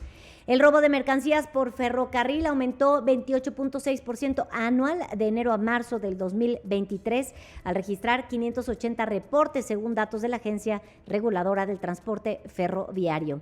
Ante un paro de labores programado originalmente para este viernes día 2 de junio y postergado al día 5 de junio, y tomen sus precauciones, por parte de un grupo de trabajadores inconformes con las condiciones laborales que presenta Volaris, diversos clientes podrían verse afectados. Las remesas ascienden a 5.300 millones de dólares en abril, cifra que equivale al 6.28% mayor respecto al obtenido en el mismo mes del año pasado, pero significó un menor avance a tasa anual en 5 meses, según cifras del Banco de México. El ahorro financiero de los hogares en México tuvo una recomposición en los últimos meses debido al alza de tasas de interés, eso de acuerdo con el Banco Central. La Bolsa Mexicana de Valores suspendió la cotización de la emisora de TV Azteca por no entregar la información financiera del primer trimestre del año. La información internacional con Adriana Braniff, desde Miami, Florida. De regreso, yo soy Dore Ferriz, estoy a cargo del noticiero a nombre del ingeniero Pedro Ferriz de CON, y con todo mi amor, cariño, gusto y emoción recibimos a Adriana Braniff. ¿Cómo estás, Adriana? Buenos días. Muy bien, aquí muy tranquilos ya, igual que muchos estadounidenses, porque ya se pueden ir tranquilos este fin de semana, tranquilitos, porque ayer se votó en el Senado de Estados Unidos y ya se aprobó aumentar el tope de la deuda. O sea que ya va a haber dinero para pagar. Eso pues es una muy buena noticia. La votación fue 63 contra 36, es decir, fue abrumadora mayoría. El lunes, hay que acordarnos, primero pasó por la Cámara de Representantes, donde ya pasó. Ahora, rapidísimo, pasa al día siguiente en la Cámara de Senadores. Ayer en la noche, como te digo, se vota, se aprueba y ya nada más falta la firma de Joe Biden. Es decir, va a aterrizar ya este documento en la casa, en la oficina oval de la oficina de Joe Biden. Le van a dar el documento, lo va a firmar. Y ayer pues dio un adelanto de que hoy va a dar un mensaje a la nación a las 7 de la noche, tiempo del este, que sería 5 de la tarde, tiempo de la Ciudad de México, más o menos. Esperen ahí el mensaje de Joe Biden a la nación sobre este tema. Y ya todo va a quedar arreglado 4 días antes de que llegue esta fecha macabra, el día X, donde ya había anunciado la secretaria del Tesoro, Janet Yellen, que de llegar a ese momento iba a ser una catástrofe financiera global. Biden, por supuesto que lo celebró, puso un tuit aquí, que te lo voy a poner, donde dice que esto es una victoria para la economía de Estados Unidos. Dice, los senadores de ambos partidos votaron por proteger nuestro progreso económico y evitar un default, o sea, una falta de dinero por primera vez en la historia. Nadie obtiene todo lo que desea en una negociación, pero no se equivoquen. Este acuerdo bipartidista es una gran victoria para nuestra economía y los estadounidenses. O sea, dice American people, ¿no? Como dicen ellos. No hemos terminado nuestro trabajo y firmar este acuerdo para hacerlo ley lo más pronto posible, as soon as possible. Y daré un mensaje a la nación, como les digo, hoy 7 de la noche, tiempo del este. Así es que ese tema ya quedó resuelto, Dore. Pues ya menos un pendiente, porque qué bárbaro, en Estados Unidos se cargan con varios pendientes hasta la fecha. Mira, la verdad es que todo el mundo sabía que no iba a llegar esa fecha, no iba a pasar este asunto, pero de todas maneras no es como para sentarte a tomarte una piña colada esperando a ver que se pongan de acuerdo. Sí había nerviosismo, por supuesto que lo había, pero bueno, ya quedó ese asunto. Otro asunto importante, el día de ayer, ya lo adelantabas, hubo una huelga laboral en Florida, en todo el estado de Florida, en toda la península, ayer 1 de junio, porque fue el día en que entró en vigor una nueva ley, una nueva medida que firmó y la aprobó el Congreso de Florida a Ron DeSantis. Y entonces 3,000 migrantes aproximadamente se movilizaron por todo el estado. La comunidad migrante indocumentada se movilizó enormemente. Se ausentaron. ¿Cómo fue esta huelga? Pues se ausentaron de sus trabajos en obras de construcción, en los campos, en restaurantes, en tienditas pequeñas, porque pues la comunidad migrante, tanto documentada como indocumentada, pues juega un papel muy importante en el sector de turismo, en el sector de construcción y en el sector agrícola de Estados Unidos. Todos lo sabemos. Eso sucedió, entonces dijeron, vamos a sentarnos un día para que sientan y se note el apoyo y el impulso que da la economía, la comunidad migrante. Decían con toda razón, no somos criminales, somos trabajadores. Hay que decir que es verdad. De hecho, trabajan estas personas más de lo que trabaja un estadounidense y son trabajos que los mismos norteamericanos no quieren realizar. Y te digo, trabajan 15, 16 horas, cuando lo normal aquí en Estados Unidos es el típico 9 to 5. Y ya después de las 5, cobras la hora a 1.5, 1.5, la OT, el overtime. Pero ellos se la avientan así, de corridito, y además pagan impuestos, Dore, porque no tienen efectivamente el famosísimo Social Security Number, que es con el que pagas impuestos al IRS, pero sí tienen un documento que se llama ITIN Number, que es el que te dan, puedes sacar para pagar impuestos, y lo están haciendo. Entonces, pues eso también es un punto que hace esto muy controversial. ¿Qué pasa con esta nueva ley que entró ayer? Nada más recordarla rápidamente, esta ley de Ron DeSantis, que entró ayer. Pues básicamente en general son más restricciones para los trabajadores ilegales, los penalizan a ellos, penalizan a los empleadores que les den trabajo y, por ejemplo, esta nueva ley obliga a los empleadores que tienen 25 o más trabajadores, que pues estamos hablando de un típico restaurante, ¿no? Que contrata gente, piensa en un restaurante mexicano, que contratas pues al cocinero que sabe hacer la salsita verde, el taquito al pastor. Eso nada más nosotros lo sabemos, lo traemos en la sangre, ¿no? Lo aprendimos a lo largo de la vida.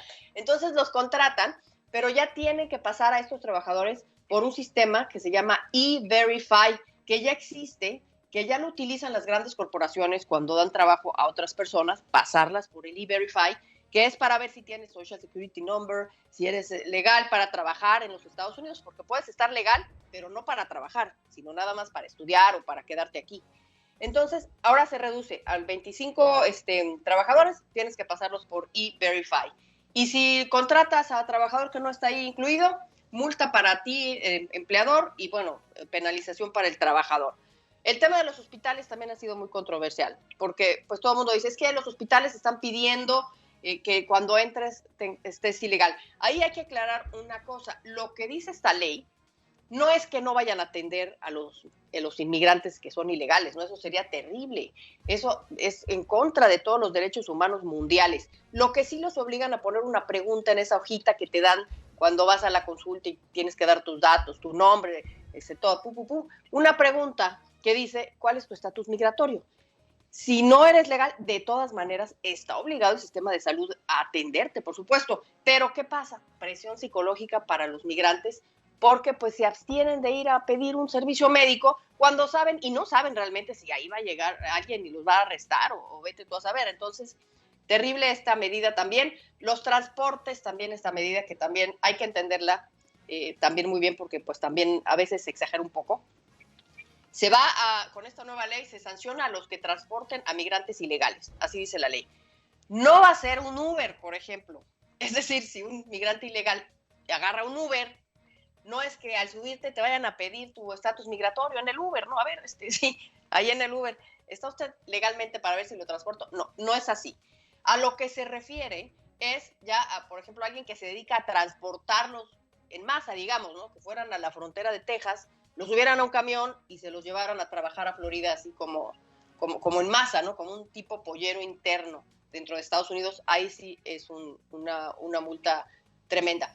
Esta huelga fue apoyada por otros migrantes de California, de Texas, de Illinois, de Minnesota y de Carolina del Sur. Y esta ley de Ron DeSantis es una respuesta que da a esta crisis migratoria que tenemos en la frontera sur de los Estados Unidos y porque está en campaña y porque quiere hacerse anotar y porque estamos viendo el trumpismo sin Trump con Ron DeSantis. Y los colaboradores de Ron DeSantis ya se apuraron a decir, no estamos en contra de la migración, sino de la migración ilegal.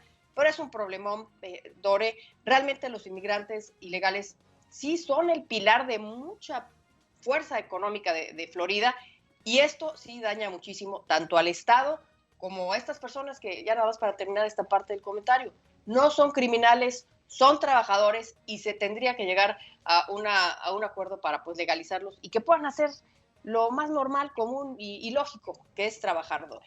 No, y ¿sabes qué? Que ahorita en lo que estabas platicando, estaba buscando unas cifras. Oye, la declaración de impuestos de los migrantes es enorme. En el 2019 representaba $6 millones en impuestos.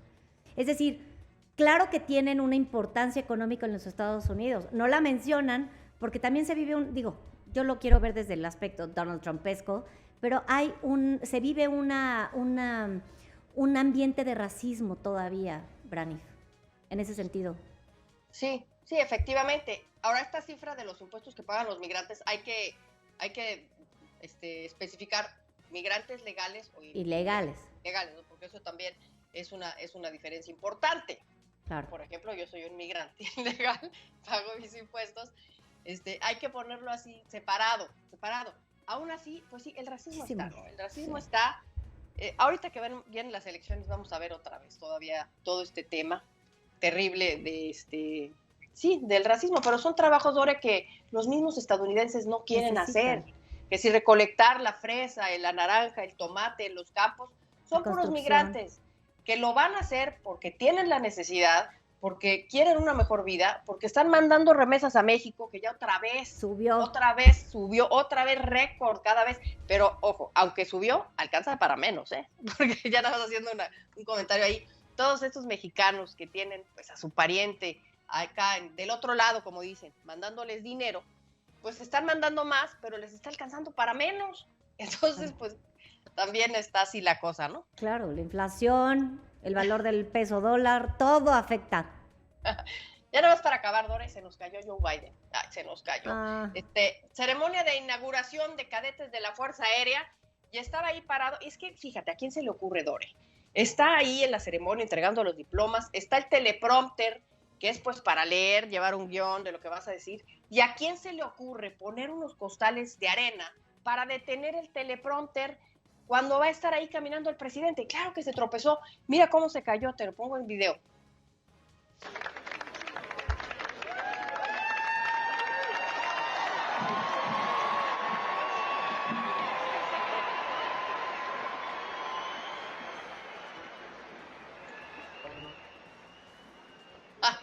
Ahí se señala el costalito. Ay, ahí pobre. señala el costal. Mira, que nos pongan la fotografía, por favor, del costalito. Ahí está detenido. Ese costalito lo tiró. ¿A quién se le ocurre? Pero ¿sabes qué es lo que más me impresionó de esto, Dore? ¿Qué? Cómo se levanta como si nada. Como si nada. Estaban diciendo ahí en el chat de Central, como Nadia Comaneci. Sí, la verdad es que se ha caído muchas veces y no pasa nada. Está en forma el señor. La verdad, el presidente está en forma física para tener 80 años. Digo, yo me doy un golpe así y yo creo que... Pues, nos resucitamos, nos quedamos y ahí. Tengo... deteniendo el prompter. Varios añitos menos. Entonces, pues ahí está. Es que es el tema de la edad, por eso están dándole tanto impulso. Es el tema de que la edad y el presidente cuando salga va a tener 86 años y es muy grande, etcétera, etcétera. Se ha caído ya 3 veces este año. El año pasado se cayó del Air Force One, acuérdate, es tropezón triple. Después este año, pues en Japón tuvo un tropezón, también de la bici se cayó cuando se baja a hablar con los reporteros, se cayó de la bici. Y esto, pues se caen los presidentes, se caen normalmente. Se han caído todos, pero pues ahorita está el tema de la edad y obviamente que lo van a utilizar para golpearlo. Claro. Aunque me llama la atención que el presidente Donald Trump no lo golpeó, sí hizo un comentario y dijo, pues es que hay que tener más cuidado, por eso hay que bajar de las rampas despacito. ¿Por qué dijo esto? Porque cuando él era presidente fue a una inauguración, no fue a una entrega también de diplomas de esta escuela militar tan importante que es West Point Ray, aquí en los Estados Unidos. Había una rampa y bajó, pero agarrado hasta con los dientes del barandal. Y entonces, eso fue motivo de memes y memes y memes. Y entonces ayer dijo, pues por eso hay que bajar con tiptoe. Entonces, está bien el presidente, que se baja del helicóptero y se da un coco también, por cierto, ayer. Pero nos dicen, ay, pobre, no me quiero reír. No me quiero reír, pero me da risa, ni modo. Pues sí, es bueno que te dé risa, ya nada más para acabar, Dore, porque fíjate, cuando uno se cae y da risa y los demás se ríen, pues quiere decir que estás joven. Rompes ya el cuando hielo. te caes y ves que todo el mundo se preocupa, eso quiere decir que ya te ven bien, Rucay. Sí. Totalmente de acuerdo, mi Brani. Bueno, bonito fin de semana. Ay, igualmente, mi Brani, pásala bonito, descansa, disfruta, ponte creativa, goza mucho tu fin de semana y gracias por hacernos reír, de veras que me imaginé el coco, ¿no? El otro día yo también me di un coco y en la cajuela con la cajuela del coche, hasta da coraje, ¿no? De repente, sí, ni modo, estamos vivos. Gracias, mi Brani. Nos vemos, Dore. Besos enormes para ti. Punto y aparte. Con Dore Ferriz. En la primera emisión. Central FM. Equilibrio. Estamos de regreso. Gracias por seguir en sintonía con nosotros a través de todas las plataformas digitales. Yo soy Dore Ferriz, estoy a cargo del noticiero a nombre del ingeniero Pedro Ferriz de Con. Y es momento del punto y aparte, un momento de relax. Hoy es viernes, es día tranquilito. Bueno, en materia informativa no tanto, pero un día un poco para reflexionar, tener datitos de historia. Y el otro día me quedé pensando en estas construcciones, porque yo tengo esta idea. Cuando las construcciones de un país son magnificentes, cuando son enormes, da pie a este mismo pensamiento de opulencia. Es decir, la construcción te puede hablar de cómo se pensaba en determinado momento. Y es por eso cuando ves lo que está sucediendo ahorita que estábamos hablando con Federico, lo que está pasando en Dubái, cuando tú ves que se le invierte a infraestructuras que son más chonchas, más ambiciosas, que tienen estos techos enormes, estas cúpulas preciosas, te hace pensar que esa sociedad en ese momento de la vida estaba viviendo un despunte, vamos a ponerlo así, en materia de pensamiento, lo que pasó en el Renacimiento, del medievo a tener estas paredes totalmente cerradas con techos chiquitos por temas del frío, de repente se empiezan a construir estos grandes palacios. Pasó con Luis XIV en Versalles, ¿no? De palacios que son realmente opulentos. Y fíjense que el Panteón de Agripa, o también conocido, perdón, discúlpeme, o también conocido como el Panteón Romano, es muy interesante. Obviamente se le llama como Panteón Romano porque ahí está, ¿no? Está en Roma y es el único panteón que se mantiene quieto. Vean esa foto, se me hace impresionante. Voy a tomar tantita agua. Está en medio de una ciudad que creció alrededor de este panteón que ha logrado mantenerse vivo, que ha logrado mantener sus raíces, que va observando cómo la ciudad crece, evoluciona, pasan los años y luego los siglos y llega la electricidad y llegan tantas cosas a darle vida a un templo que en algún momento cambió la forma de pensar de toda una civilización.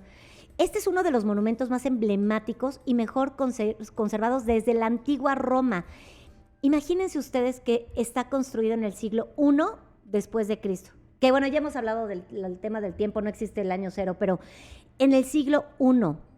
Y este templo ahí sigue, a lo largo de los siglos, dejando un legado arquitectónico que es verdaderamente invaluable. El panteón, que por cierto, y lo quiero mencionar, no es donde entierras a los muertos, porque nosotros tenemos ese concepto, viene de la etimología que significa pan, que significa todos, y teon, que significa divinidad.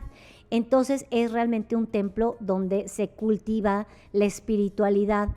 Y fue encargado la construcción por Marco Vipsanio Agripa, por eso se le conoce como el Panteón de Agripa. Él fue general y estadista romano, importantísimo, de estos hombres que tenían muchísimo poder.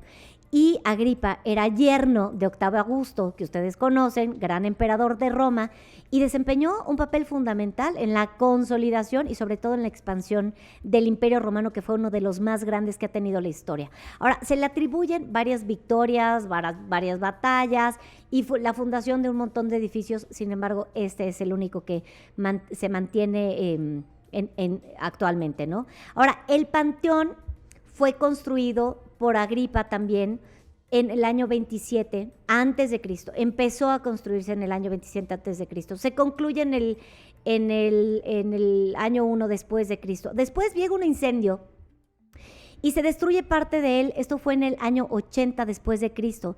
Y entonces llega Adriano, que fue un emperador impresionante, que él cuando nace lo diagnostican de muerte. Entonces Adriano vivió todos los días como si fueran el último de su vida y además tenía una educación majestuosa y era un hombre muy sensible. Y él dice, ¿sabes qué? Vamos a reconstruir este templo por el amor que él le tenía a la espiritualidad y por supuesto a la arquitectura y a todo el arte.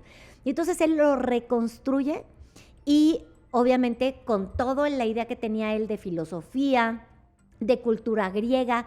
Era un gobernante verdaderamente interesado en el esplendor, en la grandiosidad en todos los sentidos, y la arquitectura pues no fue la excepción.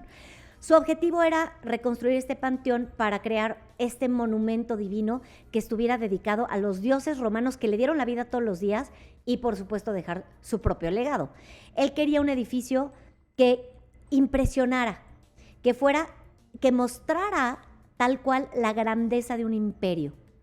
Y entonces lo reconstruye y todo esto termina en el año 125 después de Cristo. El resultado es esto que están viendo. Es una obra maestra de la arquitectura, de la cultura griega, de la cultura romana, del pasar de los años, de la filosofía. Luego pasa el tiempo y el Papa Bonifacio IV lo consagró como iglesia de Santa María ad Matries.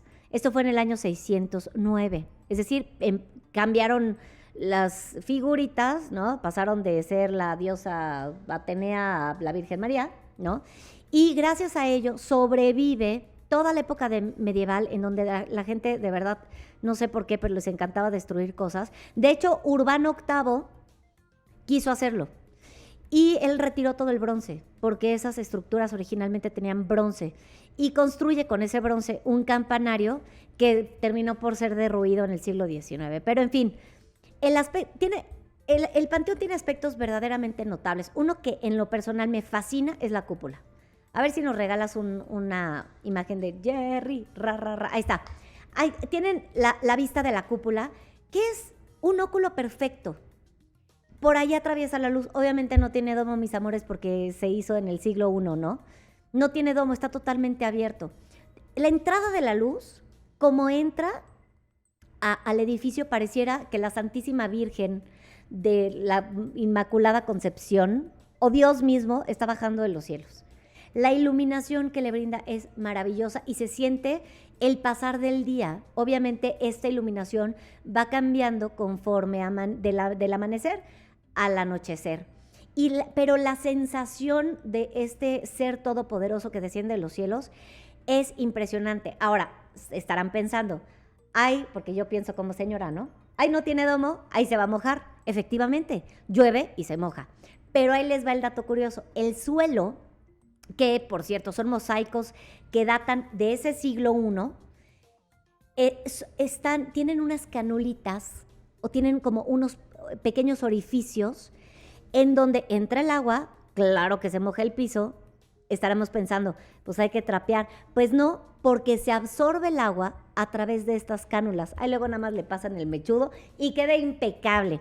Ahora, este panteón actualmente es utilizado como una iglesia. Por supuesto que se puede visitar. A mí me da coraje que lo sigan dejando pasar con zapatos, porque se arruina obviamente la parte del mármol que está puesto pieza por pieza. Deberían de hacerle como, no sé, en MOMAG, por ejemplo, tienes que entrar con te dan una especie como de pantuflitas, de estas de cirujano plástico para que puedas entrar, pero es una belleza arquitectónica. Esto nos tiene que dejar pensando en todo esto que estamos viendo es la construcción de la magnificencia, no de mano de obra, sino de pensamiento, de la capacidad que tiene el ser humano de imaginar la grandiosidad. Hoy es viernes, viene un fin de semana con todo. Y yo quería dejarles esto sembrado. ¿Para qué? Para que se den la oportunidad de siempre, si estás pensando en un tamaño, hazlo más grande. Si tienes un sueño, hazlo más grande. Si tienes un pensamiento, enriquécelo, hazlo más grande. Si tienes una curiosidad, métele más curiosidad para que sea más grande. Si tienes una convicción, si tienes una determinación, hazla más grande. Siempre de la mano de la información, siempre de la mano de la cultura, siempre de la mano del amor, siempre de la mano de poder vivir fuera de juicio, siempre de esas manos que puedan permitir que tus raíces, que aunque son, yo mido 1,59 m, no llego ni a los 60, darnos cuenta que el tamaño de una persona no se limita a la estructura propia, es el pensamiento lo que le imprime esa grandiosidad, y creo que el Panteón de Agripa es uno de los ejemplos más deliciosos que podía dejarles yo para este fin de semana. Deportes en Central FM. Equilibrio.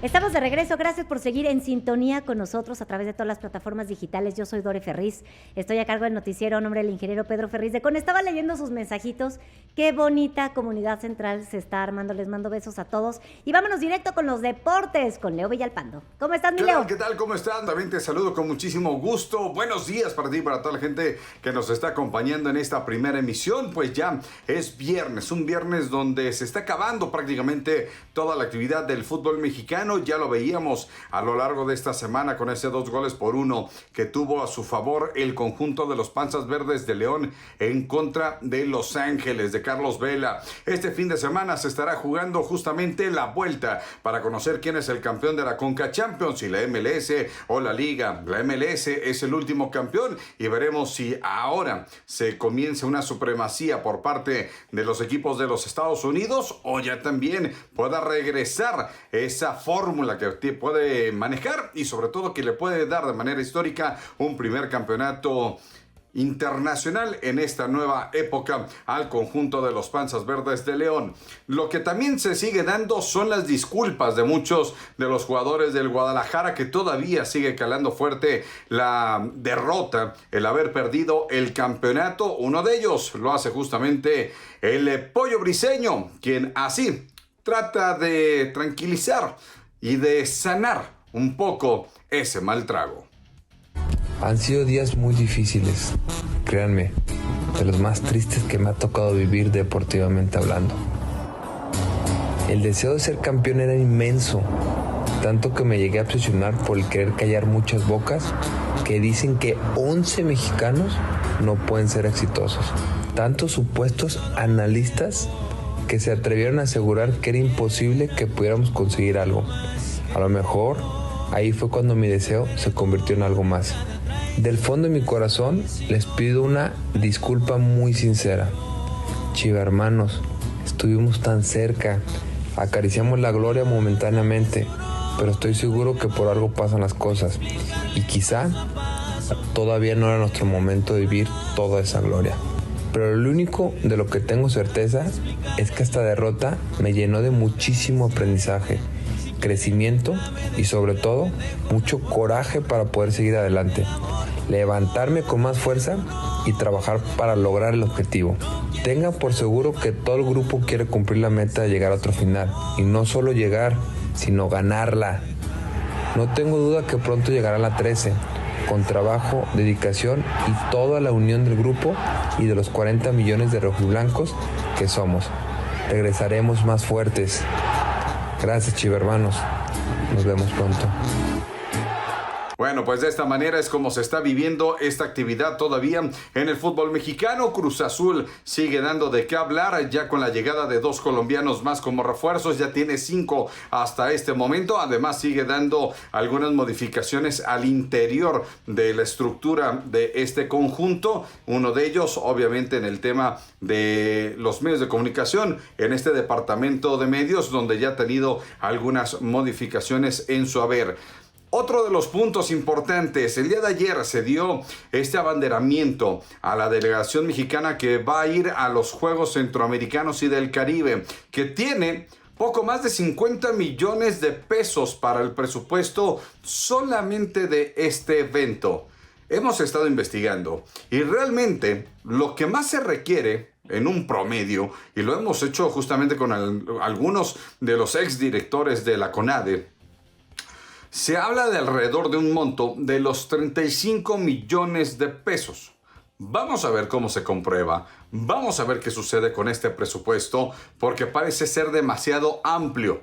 Desde ahora lo comenzamos a decir, así es que vamos a esperar cómo se da el detalle económico con esta delegación, que por lo pronto en tema económico no debería de haber un conflicto. Ya muchos están al pendiente de lo que se sigue dando de cara a estos problemas que también hay entre las federaciones, entre deportistas y CONADE, donde por cierto Ana Guevara sigue diciendo que no es culpa de ella y que si no pueden vender calzones, pues que dejen de vender calzones o que se los quiten. Sigue el enfrentamiento entre la directora general de la CONADE y los atletas que siguen buscando cómo llegar, inclusive con el OnlyFans, para poder tener dinero, lo que son las cosas y lo que se vive en el deporte mexicano. Un fin de semana lleno de actividades. Estaremos al pendiente de lo que sucede también en la Liga Mexicana de Béisbol y otros frentes, donde se estará viviendo también las finales de la NBA, donde el conjunto de Denver ya va adelantándose en la serie final en contra del Calor de Miami, 1-0, victoria tranquila la que tuvo